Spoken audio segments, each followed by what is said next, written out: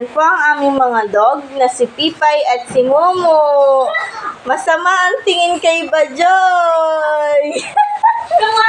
Guys, tingnan niyo yung tingin nila. Kaya di Bajoy. Diba?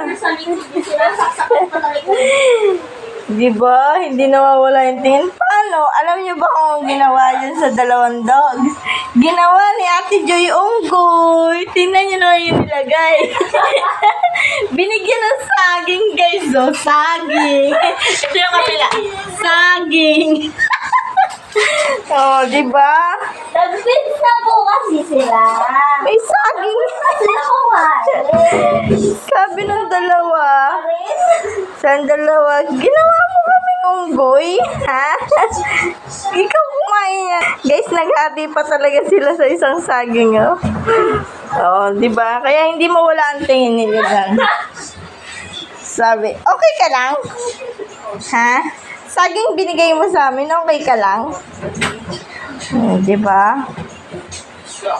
Nasaan kasi feeds ng mga yan? Ano, binigyan ko sila ng feeds. Oh, binigyan daw kayo ng feeds. Tapos naman sila kumain. Oh, tas nagkanin pa kanina. Dessert na naman ang saging. Ah, dessert pala yan. Guys, dessert pala yung saging. Pakimagas. Kainin nyo na yung dessert nyo. Ayaw mo? Ayaw, tignan mo si Pipay, oh. Sama talaga ng tingin sa'yo. Kumain na ito eh. Guys, ang sama ng tingin ng aso niya, oh. Yan, kanya po yan. Yan si Pipay. Pipay? Bakit naman kayo na, no? Oo. Tapos na. Kaya mo na yun, sumiga ka na. Saging yung dessert ng mga bibi. Ikaw din, Momo. Binigyan ka din ng saging ni Ate Bajoy.